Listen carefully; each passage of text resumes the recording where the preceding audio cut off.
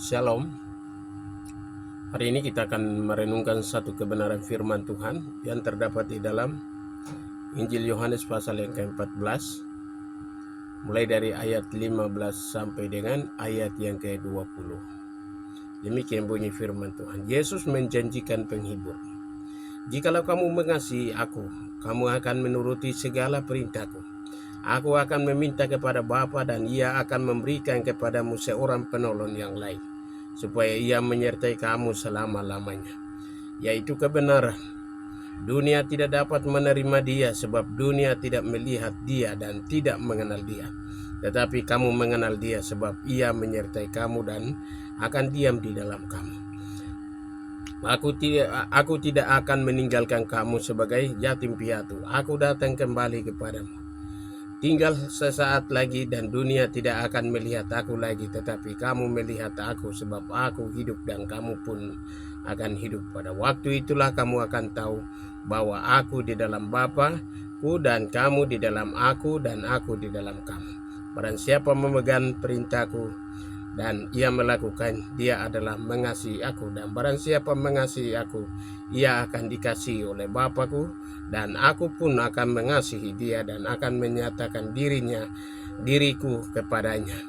Bapak Ibu yang terkasih di dalam Tuhan kita Yesus Kristus, bahwa hari ini kita akan melihat dari beberapa jabatan daripada Roh Kudus itu sendiri. Jadi judul kita di kebenaran firman Tuhan saat ini adalah jabatan Roh Kudus. Di dalam bacaan di atas ini beberapa jabatan yang dimiliki oleh Roh Kudus. Dan dengan mengetahui jabatan Roh Kudus, kita akan lebih menghargai, mengasihi dan berserah sepenuhnya kepada pimpinan Roh Kudus di dalam Roma pasal 8 ayat yang ke-14. Karena Alkitab menggambarkan 5 jabatan yang dimiliki oleh Roh Kudus. Apa saja? Mari kita melihat satu persatu. Yang pertama adalah Roh Kudus memiliki jabatan penghibur. Di dalam dunia ini kesengsaraan membuat kita perlu dihibur. Ketika kita mengalami kematian keluarga, suami yang kita cintai, istri yang kita cintai, anak kami, saudara kami, keluarga dekat kami meninggal. Pada saat itulah yang dapat memberikan penghiburan dan penguatan bagi setiap orang yang mengalami duka. Roh Kudus dia hadir sebagai penghibur kita. Dia memberikan kekuatan bagi kita. Dia memberikan motivasi bagi kita supaya kita tetap bertahan di dalam masalah yang sedang kami alami. Di dalam Yohanes pasal yang ke-16 33 di sana berkata bahwa di dalam dunia ini kesengsaraan membuat kita ini perlu dihibur. Oleh karena itu ketika kita hadapi kesengsaraan, kita hadapi masalah, persoalan, kita merasa tidak berdaya, tidak mampu, Roh Kudus itu dia hadir sebagai penghibur kita, penguatan bagi kita, memberikan motivasi dan dorongan, dan kita lebih setia kepadanya. Jadi masalah apapun datang, kita janganlah takut sebagai orang percaya. Karena dalam masalah itulah roh yang ada di dalam diri kita, dia memberikan kekuatan bagi kita. Dia memberikan penghiburan bagi kita. Dan juga di dalam Mazmur pasal 119 ayat 143 di sana berkata bahwa kesesakan dan kesusahan mewarnai jalan hidup manusia. Disitulah dia hadir sebagai penghibur. Disitulah dia hadir sebagai kekuatan.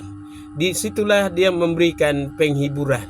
Disitulah memberikan kekuatan bagi kita supaya kita tidak jatuh dari masalah dan persoalan yang kita sementara hadapi di dalam kehidupan kita.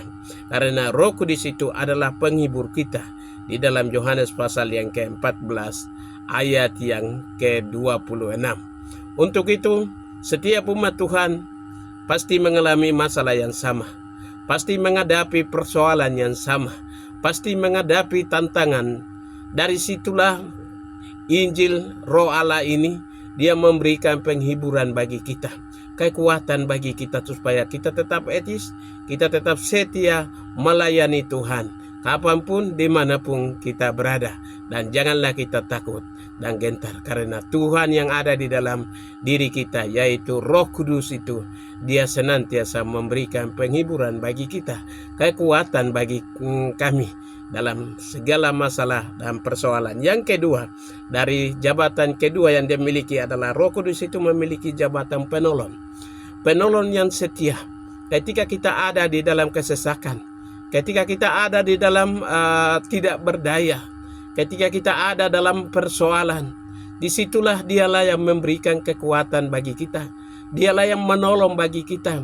Kadangkala kita menyelesaikan sebuah pekerjaan, kadang berpikir bahwa itu adalah saya bisa, itu adalah saya kuat, itu adalah saya mampu, itu adalah saya bisa, sehingga saya bisa melakukan semua pekerjaan. Padahal yang ada, yang memberikan kekuatan bagi kita adalah Roh Kudus itu. Karena Roh Kudus hadir sebagai penolong kita ketika kita tidak berdaya, ketika kita tidak mampu, ketika kita tidak kuat. Disitulah Roh Kudus hadir untuk menolong kita. Karena di dalam Mazmur pasal 146 ayat 3 di sana mengatakan bahwa manusia itu memiliki kemampuan yang terbatas. Memang benar bahwa manusia itu punya lemah, manusia itu tidak kuat, dan manusia perlu bantuan daripada Tuhan, perlu bantuan daripada Roh Kudus itu sendiri, supaya dia memberikan semangat bagi kita, dia memberikan kekuatan bagi kita, dia memberikan kemampuan bagi kita untuk menghadapi dan apapun yang kita lakukan menjadi berhasil. Karena Roh Kudus itu adalah penolong di dalam kelemahan kita. Dan disitulah dia hadir. Dia menunjukkan bahwa Roh itu ada. Roh itu memberikan kekuatan, bahwa dia membuktikan bahwa saya ada bersama dengan engkau. Oleh karena itu, apapun Anda mau melakukan pelayanan di medan di mana Anda ditempatkan, janganlah kita takut dan gentar, karena Tuhan yang kita sedang percaya adalah Tuhan yang memberikan kekuatan bagi kita. Dia adalah penolong bagi kita. Ketika kita lemah, dia memberikan kekuatan.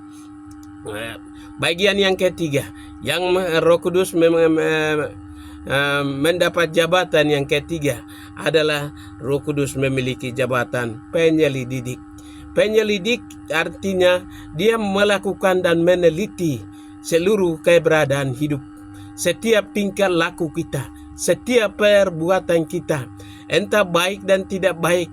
Roh yang ada di dalam diri kita dia memberikan, dan dia terus menerus dia menyelidiki agar supaya kita tidak jatuh dalam dosa, agar supaya tidak gentar, tidak mampu dan lain sebagainya. Karena roh yang kita miliki adalah roh yang senantiasa menyelidiki di mana ada kelemahan, di mana kita tidak mampu. Disitulah roh itu hadir, dan dia menyelidiki dan dia tahu di mana posisi kelemahan kita. Karena disitulah Tuhan mengangkat kita, memberikan kekuatan, kemampuan kita, supaya kita kuat di dalam Tuhan. Oleh karena itu, setiap orang yang mau memiliki roh yang ada di dalam diri kita, dia senantiasa menyelidiki dalam setiap tingkah laku, mulai dari luar sampai dengan pikiran sumsum pun dia akan menyelidikinya. Karena Allah akan memberitahukan kalau kita banyak berdoa. Dia senantiasa menolong. Dia senantiasa, apapun kelemahan kita, kita harus sampaikan kepada Tuhan, supaya Tuhan memberikan kekuatan melalui roh yang ada di dalam diri kita, supaya roh itu dapat menolong kami, memampukan kami. Karena Roh Kudus adalah penolong kita untuk mengetahui hal-hal dalam, karena ia menyelidiki agun. Penyelidikan yang agun di dalam 1 Korintus pasal yang kedua ayat 10 sampai ayat yang ke-12. Dia adalah hakim yang agun. Dia menyelidiki seluruh seluk-beluk kelemahan kekurangan kita. Oleh karena itu, apapun medan pelayanannya, kita tidak perlu takut. Karena roh yang ada di dalam, pasti dia tahu kelemahan kita. Pasti dia tahu ketidakmampuan kita. Oleh karena itu, kita percaya bahwa ketika Anda ditempatkan dilantik menjadi hamba Tuhan, roh yang ada di dalam ketika didoakan, roh itu dia senantiasa menolong Anda, memberkati Anda. Yang keempat, bahwa Roh Kudus itu memiliki guru. Jadi guru yang baik senantiasa menolong. Guru yang baik senantiasa mengajarkan kepada kami. Guru yang baik senantiasa yang salah dapat membetulkan. Karena Roh Kudus itu adalah guru dan dia mengajar ke setiap orang. Dia mendorong kita ketika kita tidak melakukan melayani Tuhan dan lain sebagainya. Karena dia adalah guru, dialah yang dapat mendorong kita. Dialah yang mengajarkan kepada kita untuk berdoa. Dialah yang mengajarkan kepada kita untuk memuji Tuhan. Dialah yang mengajarkan kepada kita supaya kita lebih setia kepada Tuhan.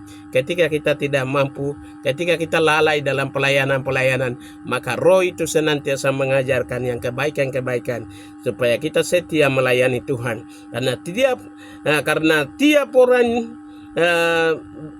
bertaat atau harus diajar atau jalan Tuhan. Karena tiap orang taat dan harus diajar jalannya Tuhan. Untuk itu setiap orang, Roh yang ada di dalam diri kita itu dia akan mengajarkan kepada kami.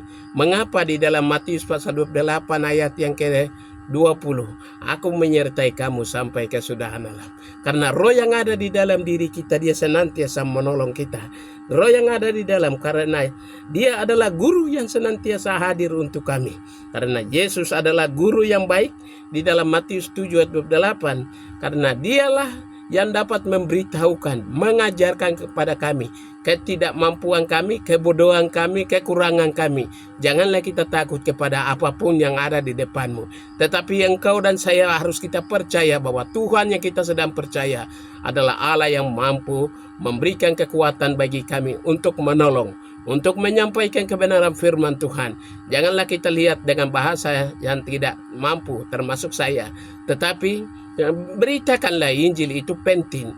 Karena itulah Tuhan menempatkan kita di tengah-tengah dunia ini untuk memberitakan Injil kepada siapapun. Karena Yesus adalah guru yang baik. Dia senantiasa mengajarkan kepada kami. Karena Roh Kudus adalah guru yang baik. Di dalam 1 Korintus pasal 2 ayat yang ke-13 dan lain sebagainya. Yang kelima adalah Roh Kudus itu memiliki jabatan memimpin. Jadi pemimpin pasti dia menuntun setiap orang yang tidak mampu, yang tidak berdaya, yang tidak layak. Dia memimpin kita, memberikan kekuatan, memberikan kemampuan untuk melayani Tuhan. Untuk itu setiap tugas dan tanggung jawab kita, janganlah kita menyerah, tetapi teruslah bersinergi di dalam dunia pelayanan kita masing-masing. Baik di dunia pelayanan apapun yang Anda dan saya kita miliki di saat ini, mari kita terus terang atau terus bersinergi untuk Tuhan.